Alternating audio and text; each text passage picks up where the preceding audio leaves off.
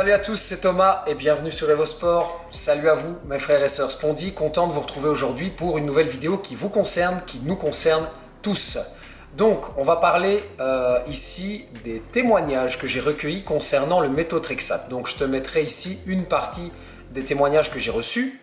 À ce propos, j'ai reçu donc 4 témoignages sur les biothérapies, mais je n'ai absolument rien reçu concernant le méthotrexate. J'ai besoin de la communauté, j'ai besoin de vous pour recueillir ces témoignages. Me concernant, je ne prends pas ce type de thérapie, je n'ai rien à apporter là-dessus. Les témoignages que j'ai déjà pu apporter concernaient mon ancien traitement qui était la salazopyrine. Mais en dehors de ce fait, j'ai jamais rien consommé d'autre comme traitement. Donc j'ai besoin de vous pour les témoignages concernant le méthotrexate. Vous allez en description, vous me contactez soit sur Facebook, soit sur Insta, soit par mail. On se contacte, je vous donne une liste de questions et je pense que ça peut intéresser ici et renseigner beaucoup de monde. Et votre témoignage peut réellement être très utile à la communauté. Donc voilà, ça me ferait extrêmement plaisir de collaborer avec vous. Donc, avis aux amateurs. Témoignage vidéo, hein, évidemment. Donc voilà, il faut être à l'aise un minimum devant votre caméra. À vous de voir. Merci d'avance à ceux qui participeront. Donc ici, je t'ai mis les témoignages concernant les biothérapies en vrac.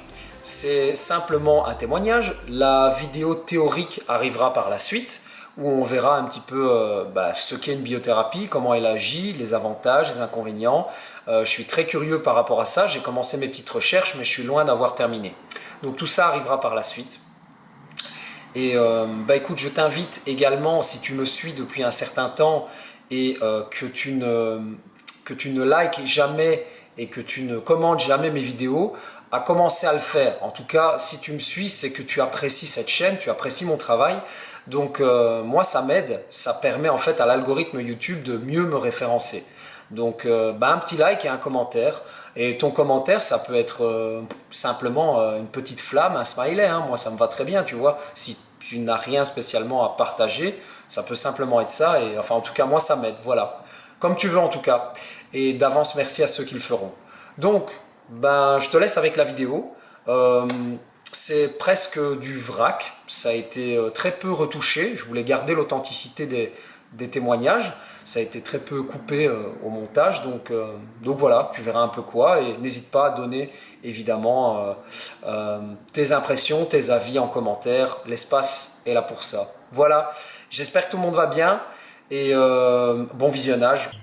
Coucou Thomas, moi c'est Hélène, j'ai 26 ans et j'ai été diagnostiquée spondylarthrite ankylosante lorsque j'avais 19 ans.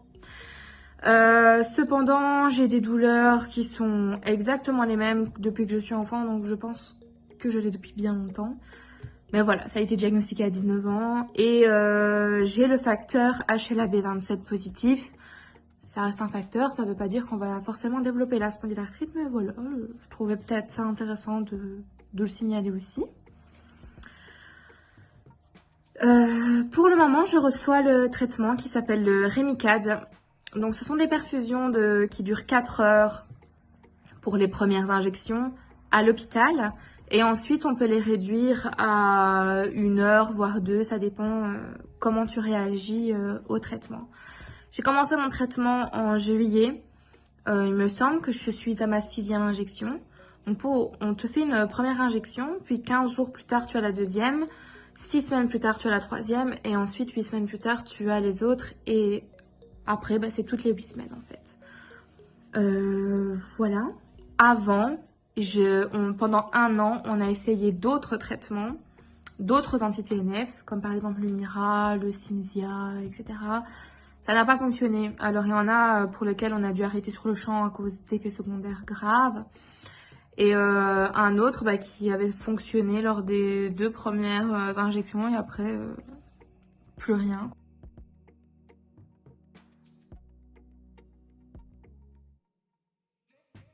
La sciatique et mon sacro-iliaque me faisaient horriblement mal. Je n'arrivais plus à poser un pied par terre. J'étais paralysée par la douleur et j'étais à 68 mg de Medrol par jour, ce qui est énorme. On a essayé plein de trucs et tout, qu'à un moment donné, j'ai dit écoutez, stop, donnez-moi du Rémicade parce que là, vraiment, ce n'est plus possible, je ne supporte plus.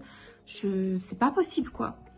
Donc, c'est comme ça que j'ai commencé le Rémicade, c'est à ma demande, parce que j'ai vraiment eu quelque chose de grave compliqué et qu'il n'y avait plus rien qui fonctionnait, quoi. Enfin, vraiment, même les antidouleurs, les anti-inflammatoires, tous les médicaments du monde, même le Medrol, que j'étais à 68 mg par jour, soulagé, mais soulagé quoi, peut-être 20-30% de ma douleur, tu vois. Donc, voilà, c'était ma petite anecdote par rapport au pourquoi j'ai commencé le Rémicade.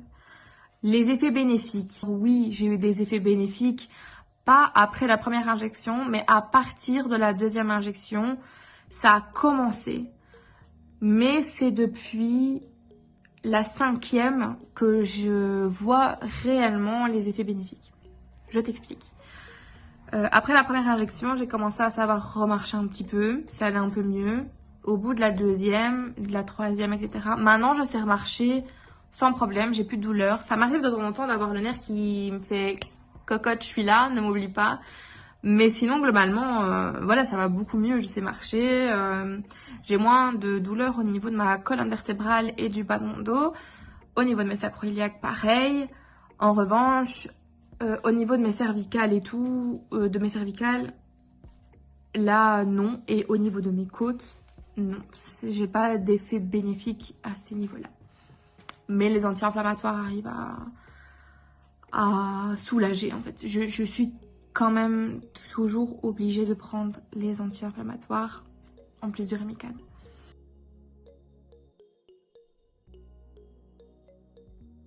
Une vie normale, oui et non.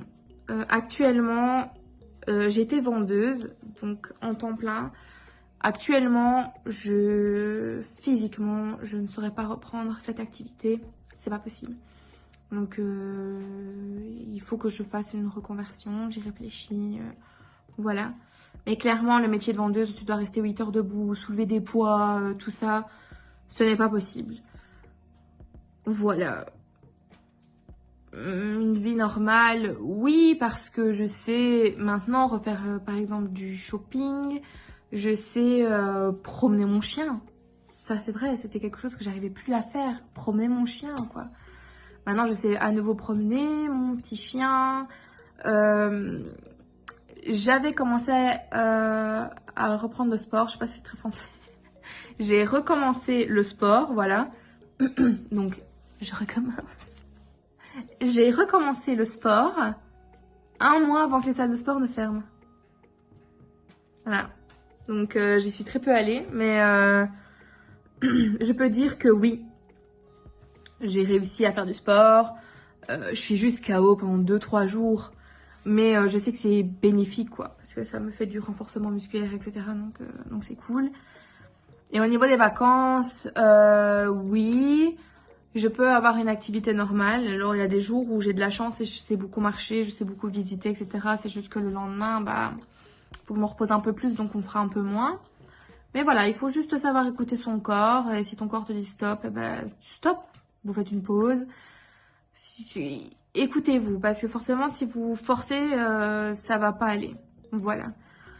Avez-vous remarqué des effets secondaires problématiques alors, mon coco?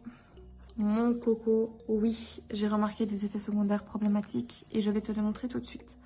Premièrement, nous avons ici cette magnifique chute de cheveux. Alors ici, ça repousse. Hein. Ici aussi, ça commence à repousser. Je sais pas si on voit. Ouais. Ici, ça commence à repousser. On a trouvé quelque chose qui peut contrer ça. Mais sinon, voilà, c'est un effet secondaire chiant, quoi. Je suis une fille et du coup, au début, j'ai eu des dérèglements hormonaux assez embêtants. Mais je pense que c'est parce que mon corps recevait un nouveau traitement qu'il connaissait pas et du coup, il a été un peu perturbé. Maintenant, ça commence à se régulariser, donc voilà. Mais je tenais à le signaler parce que oui, j'ai eu ça. Et j'ai développé du psoriasis et de l'eczéma. Voilà, donc j'ai de l'eczéma dans mes mains, de psoriasis au niveau de mes jambes, mon coude. Je sais pas si on verra. Ouais, au niveau de mon coude et tout. Donc voilà. Après le psoriasis, on pense que c'était endormi et que le Rémicade a réveillé cette pathologie parce que ma mère a une arthrite psoriasique, quoi. Donc on pense que c'est un facteur qui est endormi chez moi et voilà. Pour l'eczéma, on pense que c'est un effet secondaire du Rémicade, quoi. Voilà. Je sais plus si j'ai noté. Ah oui, après combien de temps? Alors le psoriasis et l'eczéma, c'est récent. Donc je dirais... c'est depuis quand? Attends, j'ai commencé en juillet, août, septembre, octobre, novembre, décembre. Moi, je pense, enfin, si mes souvenirs sont bons, c'est depuis fin septembre. Depuis, ouais, septembre, comme ça. Pour le psoriasis et l'eczéma. Par contre, pour les dérèglements hormonaux et la perte de cheveux, ça, je l'ai vu tout de suite. C'était vraiment quasiment tout de suite après, enfin tout de suite. On s'entend bien, la perte de cheveux. Ça a pris quelques temps avant que je le remarque, mais je voyais des grosses touffes dans mes mains, quoi. Donc voilà. Conclusion, avez-vous des éléments à partager? Alors, comme anecdote, moi j'ai fait, pendant un de mes traitements, d'ailleurs c'était le dernier ici que j'ai eu, j'ai fait un très gros malaise, je me suis sentie dans le vide, j'ai vu tout noir, etc.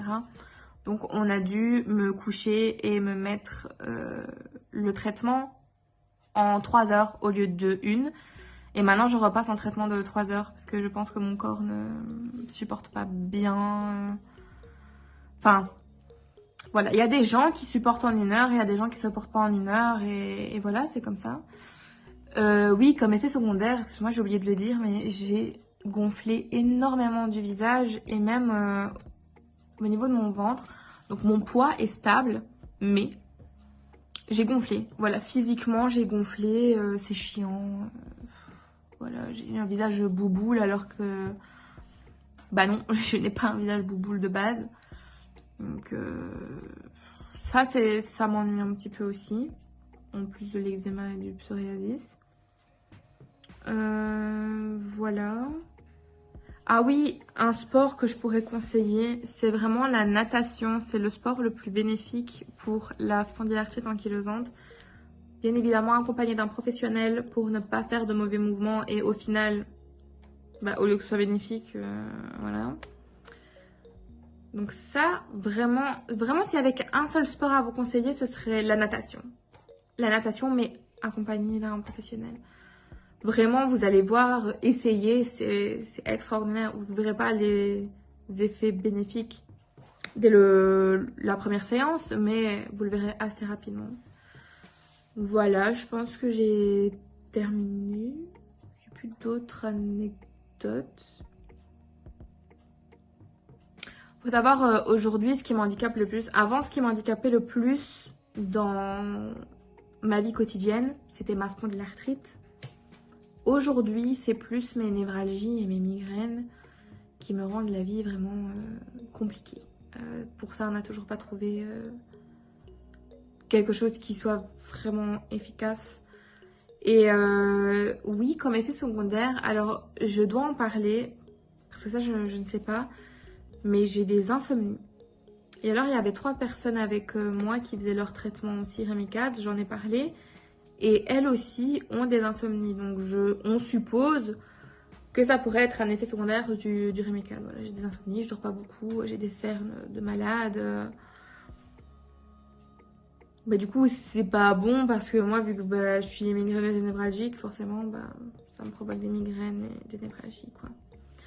Donc pour le moment, c'est plus ça qui m'handicape sur mes journées et qui fait que je n'ai pas une vie normale. Sinon, si j'avais pas le problème de névralgie et de migraine, je pense que j'aurais une vie beaucoup plus normale et mieux. Je vous conseille pas de prendre des anti-TNF ou le Rémicade ou beaucoup de médicaments. Sincèrement, si vous arrivez à en prendre le moins possible, prenez-en le moins possible tout simplement. L'alimentation sénégalais, ça peut vraiment vous aider.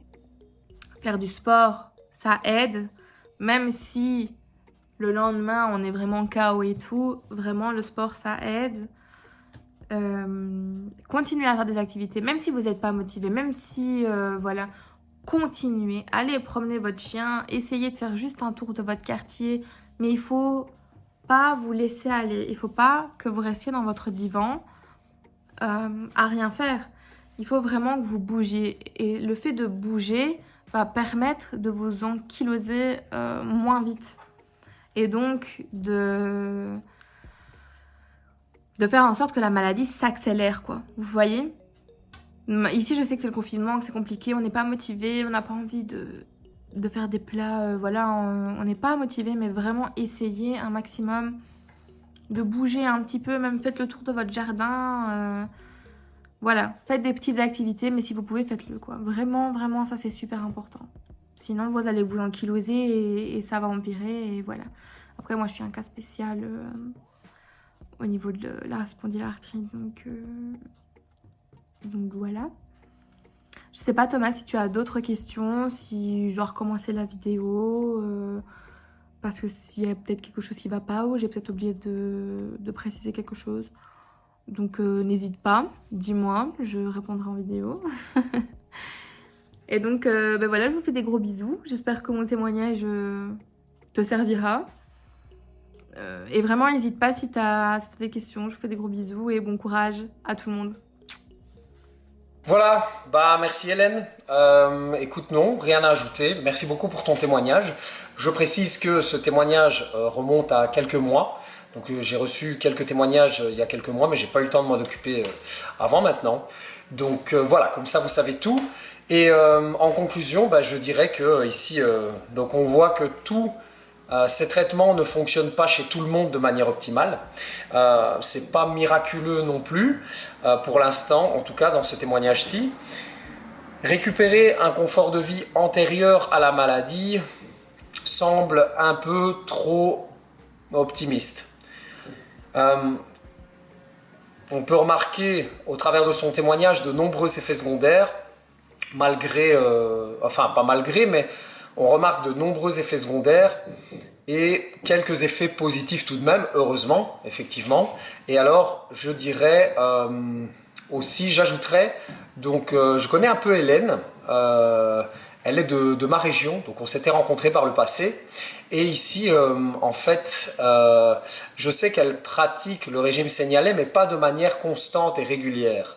Donc, voilà, je ne peux t'encourager, Hélène, qu'à augmenter ta pratique, à pratiquer de manière beaucoup plus concrète et